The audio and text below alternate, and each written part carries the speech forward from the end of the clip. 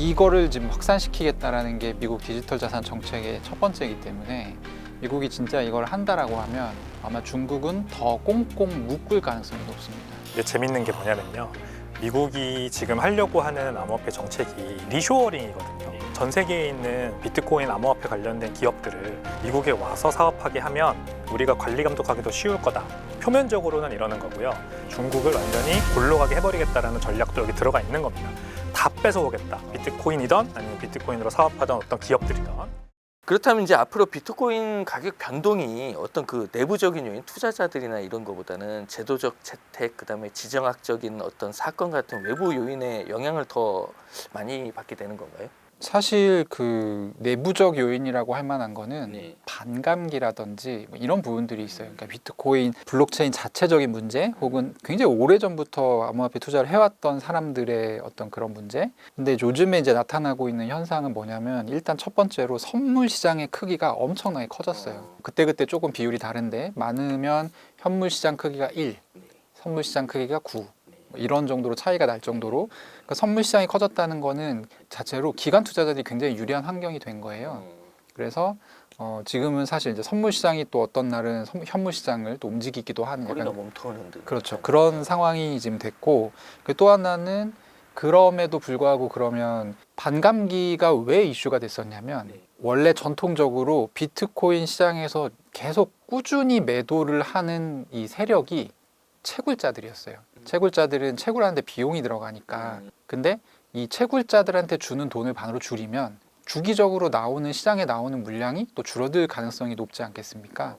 그래서 이제 사실 반감기가 여러 가지 논리가 있지만 이제 수요 공급으로 봤을 때는 그런 논리가 이제 좀 우세했는데 그런 부분들이 반감기가 이제 몇 번 거듭되면서 절대적인 물량 자체가 굉장히 많이 줄어들었어요. 제 생각인데 비트코인 원래 투자하시던 분들의 영향성보다는 이제 앞으로는 트럼프의 뭐 말이라든지 미국의 정책이라든지 그리고 이제 미국에 최근에 늘어나고 있는 게 이 기관 투자자들 중에서도 기금이 ETF 사는 양이 늘어나고 있거든요. 그리고 최근에 또 아부다비 국부 펀드에서 이게 이제 세계에서 세 번째로 큰 국부 펀드 여기서도 뭐 그 펀드의 크기에 비하면 되게 소액입니다. 4억 달러 정도 비트코인 ETF를 또 매수를 했어요.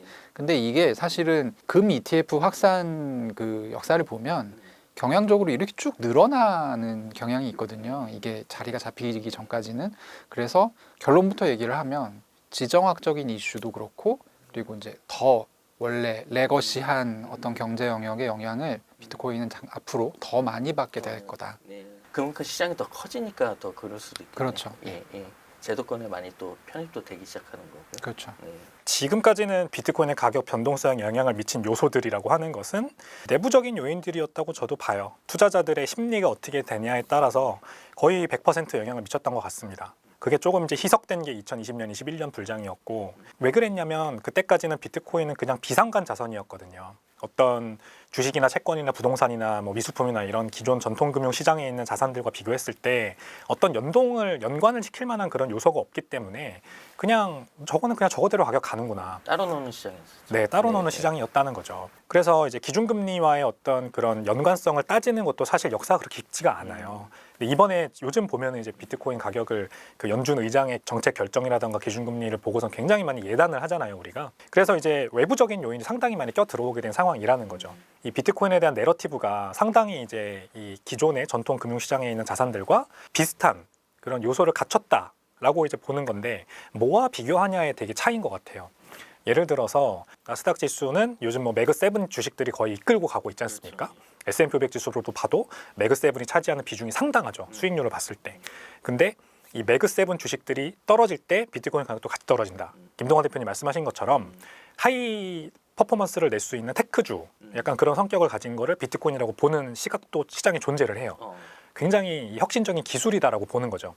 근데 반면에 이런 주식들의 가격이 안 좋을 때 비트코인 가격이 또 갈 때 보면은 약간 금 가격 갈 때 같이 간다거나 아니면 달러 인덱스 올라갈 때 같이 간다거나 이렇게 경제가 하수상하고 기업들이 실적 못 낼 때 비트코인 가격이 또 갈 때도 있습니다.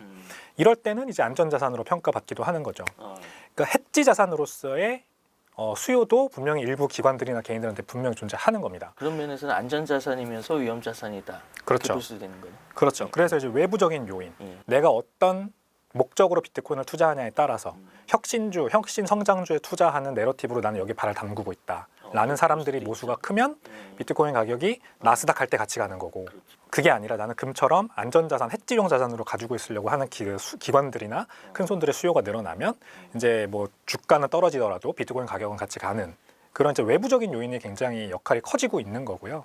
비트코인이 그래서 결국 이제 주류 자산으로 자리매김하면서 내러티브가 계속해서 왔다 갔다 바뀌고 있는 그런 상황이다, 이렇게 보시면 됩니다. 그러면 이 지금 미국이 움직임을 중국이 이렇게 그냥 가만히 보고만 있지는 또 않을 것 같거든요. 중국이 또 공식적으로 코인 시장에 들어왔을 경우에 이 파장은 또 어마어마할 걸로 좀 보이는데요. 시장에는 좀 어떤 영향을 줄 걸로 좀 판단하십니까? 제가 봤을 때는 지금 이미 브릭스 국가들은 탈달러를 하기 위해서 브릭스 통화도 마련을 하고, 러시아 같은 경우에는 작년 말에 비트코인으로 무역 결제를 허용을 했어요. 왜냐하면은 이제 서방의 금융 제재에 맞서서 어떻게든 해보려고 했죠. 위안화로 결제도 하고, 그 다음에 이제 암 시장에서 달러로 거래도 해보고. 근데 러시아 내부에 있는 이제 무역 기업들이 스위프트망에서 러시아가 탈퇴되고 비자 마스터카드도 철수하다 보니까 사실상 너무 불편해진 거예요. 근데 이거를 이제 무시할 수가 없었던 거죠. 그래서 그냥 뭐 너네끼리 무역할 때 아니면 너네 그 외국에 있는 파트너들이랑 무역할 때는 비트코인 받는 거 허용해 줄게 라고 푸틴 대통령이 한 거죠. 중국도 사실 경제가 계속 좋으면은 그런 거 상관없다고 할 수도 있는데, 이 지난 5년, 6년 동안 굉장히 경제가 하수상하고 고생 많이 하잖아요. 네. 부동산 가격 떡락, 주가 박살. 뭐 요즘 다시 살아난다고는 하지만 중요한 거는 이제 내수 침체죠. 중국이 홍콩을 통해서 ETF, 현물 ETF를 승인을 하고, 홍콩을 통해서 해외 자본들을 끌어모으고, 그리고 내부에서 나가려고 하는 자본도 홍콩에서 딱 막아놓고 나가지 않게 하겠다라는 그런 전략이 너무나도 저는 분명하게 보입니다. 비트코인으로 빠져나가는 순간 암시장을 통해서든 뭐 장외시장을 통해서든 바로 미국이나 아니면 다른 곳으로 그냥 바로 건너갈 수 있는 거거든요. 그냥 홍콩에 ETF 딱 만들어 놓고 여기다 투자하세요 라고 사실 하는 거죠. 그러니까 중국은 어느 정도 다리는 걸쳐놨고, 그러면은 이 수요가 점점 거세지고, 그 다음에 중국의 어떤 이 주식시장, 부동산 시장, 기존 전통 금융시장에 살아날 기미가 안 보이면 사람들은 계속해서 대체제를 찾을 거예요. 그렇기 때문에 비트코인에 중국 정부도 가만히 있지는 못하지 않을까라는 게 제 조심스러운 견해고, 물론 CBDC를 너무 적극적으로 그동안 육성을 했었고, 그다음에 비트코인은 결국에는 통제받지 않는 탈중앙 자산이기 때문에 중국 정부 입장에서는 용인할 수 없는, 진짜 거의 뭐 사상적으로 거의 위배되는 그런 거긴 합니다. 근데 그럼에도 불구하고 이제 이거는 뭐 시진핑 그 주석의 어떤 판단에 따라 달린 거겠죠. 뭐 내가 그래도 좀 인민들의 다시 한번 인기를 다시 한번 좀 얻고 싶다, 경제 부흥을 통해서 라면은 미국이 지금 저러고 있는데 마찬가지로 비트코인을 우리도 보유한다, 이런 식으로 갈 수가 있는 거고, 절대 안 돼. 공산당의 일당 독재 체제 유지하기 위해서 저렇게 통제받지 못하는 자산을 열어줄 수는 없어 라고 하면서 오히려 더 억압적으로 갈 수도 있고, 두 가지가 모두 가능한 상황이다, 이렇게 저는 봅니다. 네, 김노환 대표님 어떻게 보시나요? 전 이렇게 말하는 걸 좋아해서 중국은 절대 못 들어옵니다. 말씀하셨다시피 자본 유출의 리스크가 너무 크고요. 그리고 지금까지는 비트코인 한 가지, 그리고 뭐 몇 가지 코인들을 중국 사람들이 많이 썼었고 그런 이슈가 있었는데, 지금 이제 스테이블 코인, 달러화에 패깅이 된 달러화 가치에 기반한 스테이블 코인이 미국이 이거를 본격적으로 확산시키기 시작하면 이거는 달러나 다름이 없거든요. 비트코인이랑 또 그러니까 물성이 다른 거예요. 비트코인은 이거를 결국에 이런 커피 사 먹고 하기 위해서는 달러로 바꿔야 되는데, 이거는 달러 그 자체이기 때문에 사실 더 자본 유출의 어떤 필요를 가지고 있는 사람 입장에서는 훨씬 더 유용한 것이죠. 이거를 지금 확산시키겠다라는 게 미국 디지털 자산 정책의 첫 번째이기 때문에, 미국이 진짜 이걸 한다라고 하면 아마 중국은 더 꽁꽁 묶을 가능성이 높습니다. 그래서 사실 비트코인 투자자들이 되게 기대했던 것 중에 하나가 중국 시장이 열려서 중국에 굉장히 그 많은 사람들이 비트코인을 좀 사주면 가격이 훨씬 쉽게 올라갈 수 있지 않을까라는 생각을 또 한때는 하기도 했었던 게 사실이에요. 근데 이제 이런 부분들은 지금 세계 정세를 봤을 때는 좀 쉽지 않다. 근데 재밌는 게 뭐냐면요, 미국이 지금 하려고 하는 암호화폐 정책이 리쇼어링이거든요. 그래서 모든 전 세계에 있는 이 비트코인 암호화폐 관련된 기업들을 미국에 와서 사업하게 하면 우리가 관리 감독하기도 쉬울 거다. 표면적으로는 이러는 거고요. 트럼프 행정부의 제1타겟은 중국이잖아요. 네. 중국을 완전히 골로 가게 해버리겠다라는 전략도 여기 들어가 있는 겁니다. 다 뺏어오겠다. 비트코인이든 아니면 비트코인으로 사업하던 어떤 기업들이든 사실 기업들을 유치하면 비트코인은 따라오는 거니까 비트코인 암호화폐 업계에서 굉장히 큰 기업들이 중국, 중화권에 굉장히 많지 않습니까? 그래서 이제 홍콩이 최근에 또 뭘 했어요. 홍콩이 비트코인 암호화폐로 투자 이민을 받아주겠다라는 또 정책을 내놨습니다. 그러니까 홍콩에 와서 법인을 설립하던 아니면 투자 이민을 오던 그 자본을 내야 되잖아요. 근데 그걸 암호화폐로 내도 된다라고 한 거죠. 그러니까 약간 중국은 계속 홍콩을 이용해요 지금. 재미있는 상황인 것 같아요. 홍콩이 굉장히 다시 한번 불이 붙고 있는 건 사실이고요. 이제 이번 주죠. 콘센서스 홍콩이라는 이벤트가 열리는데 많은 한국에 계신 사업가분들도 다 건너가고 홍콩에 가가지고 이벤트 참여를 하시고 주변에서 뭐 안 오냐 이런 얘기 너무 많이 들려요. 저는 안 갈 거긴 한데 그래서 아무튼 중국은 홍콩을 계속해서 테스트 베드로 삼고 미국에서 헤게모니 가져가는 거 막을 건데 이제 그 여파가 중국까지 번질지 안 번질지는 사실 잘 모르겠어요 저도. 미국과 중국의 또 이 암호화폐를 놓고 이 벌이는 또 전쟁이 또 한편으로는 또 이어지는 셈이네요. 지금 보니까. 그 다음에 스트래티지, 블랙록, 그 다음에 피델리티 같은 이제 굴지의 기관 투자자들도 비트코인을 지금 쓸어담고 있다 이런 얘기도 지금 들리고 있는데요. 일단은 코인 시장에 기관들의 자금이 들어온다. 이건 또 어떤 의미가 있는 건가요?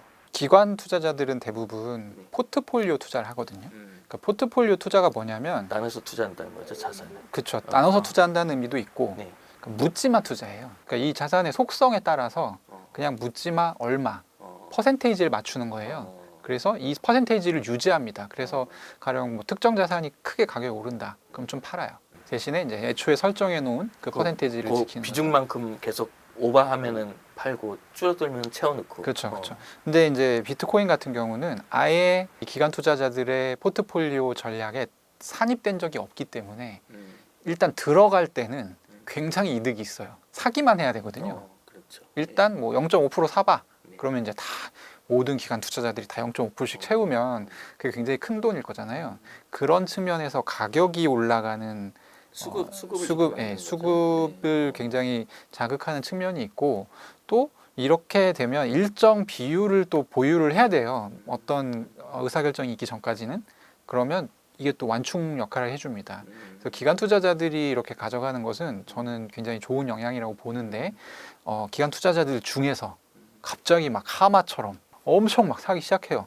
이게 너무 많아지면 그 자체로 또 약간 리스크가 될 수 있죠. 일 수도 있겠네요. 그렇죠. 일시적인 네. 시장 교란. 그러니까 지금 이제 비트코인 전체 지갑 보유자 중에 비트코인을 처음 만든 사람, 사토시의 보유량이 가장 많다라고 알려져 있거든요. 근데 사람들이 지금 그래도 불안해하지 않는 이유는 뭐냐면 이 사람이 죽었다라는 썰이 굉장히 설득력을 얻고 있어서 그래요. 근데 만약에 이 사람이 살아있는 게 확인됐다.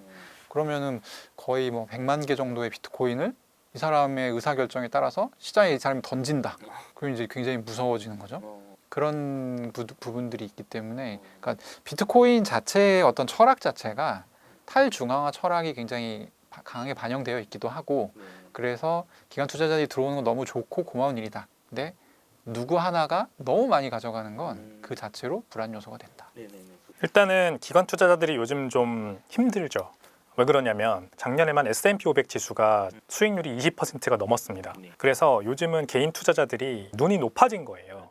개인 투자자들도 지수만 투자해도 20%씩 버는 장인데 펀드 매니저들은 어떻게 했어요? 20% 플러스 알파를 내야 돼요. 그리고 뭐 이런 뮤추얼 펀드 운영하는 그런 사람들을 제하고 부유한 고객들의 자산을 다루는 펀드 매니저들, PE라든지 헤지 펀드 또는 이제 그 패밀리 오피스 같은 정말 거액의 자산을 다루는 그런 분들은 엄청난 압박에 시달립니다.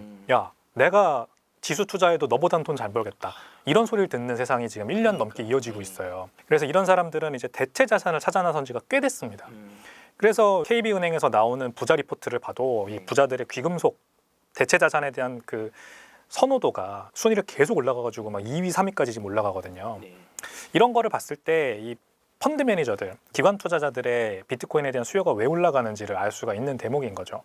이걸 알 수 있는 대목은 이제 비트코인 현물 ETF의 시가총액이 계속 올라가는 거. 비트코인 가격이 떨어지든 올라가든 상관없이 뭐 지금 이제 100만 개가 넘는 비트코인 들어와 있죠. 미국 현물 ETF에만. 그래서 이 마찬가지입니다. 블랙록, 피델리티, 뭐 JP모건, 골드만삭스 이런 것도 다 웰스 매니지먼트가 있고 또 자체적으로 운용하는 여러 가지 뮤추얼 펀드들이 있는데 초과 수익을 내야 된다는 압박감. 게다가 채권은 지난 2년 동안 가격이 엄청 떨어지기만 했잖아요. 이제 지금 더 수익을 낼 구간도 없을 것 같은데. 그렇죠. 그래서도. 국채는 2년 동안 가격이 50% 이상 폭락을 했고 전통적인 6040 포트폴리오라는 게 이제는 잘 안 되고 주식도 고평가 논란에 휩싸였어요. 이제는 그렇죠. 매그니피선트 7 주식 너무 많이 오른 거 아니냐. 상업용 부동산도 안 되고. 그렇죠. 상업용 부동산 안 되고 미국 쏠림 현상 너무 가파르게 지금 진행되어 왔고 계속 미국에 이렇게 돈을 담아도 되는 건가? 이런 의심이 당연히 펀드 매니저들은 있는 겁니다. 그래서 비트코인에 계속해서 들어오는 비트코인을 쓸어 담는 그런 기관 투자자들이 늘어나는 거는 이거는 어떤 트렌드예요. 그냥 트렌드라고 보면 됩니다. 굉장히 좋은 현상이고 결국 개인 투자자, 우리 같은 개인 투자자 입장에서는 기관 투자자들이 이렇게 많이 사주면 그냥 더 비싸게 내 비트코인을 팔 수 있는 고객이 늘어나는 겁니다. 비트코인은 정말 그냥 수요와 공급에 따라 가격이 움직이잖아요. 내가 수익을 내고 싶으면 나보다 비싸게 사줄 사람이 있어야 됩니다. 근데 그게 기관이에요. 그러면은 더 비싸게 팔 수 있는 고객이 들어오는 거고 이제는 기관만 들어오나요? 국가까지 어쩌면 포모에 휩싸여서 그 매수 경쟁을 펼칠 수 있다. 이렇게까지 이미 가고 있잖아요. 국가, 기관, 뭐 이런 대규모 스마트 머니들이 들어오면은 개인 투자자 입장에서 지금이라도 비트코인을 사야 하는 이유가 생긴다. 좋다고 저는 생각을 합니다.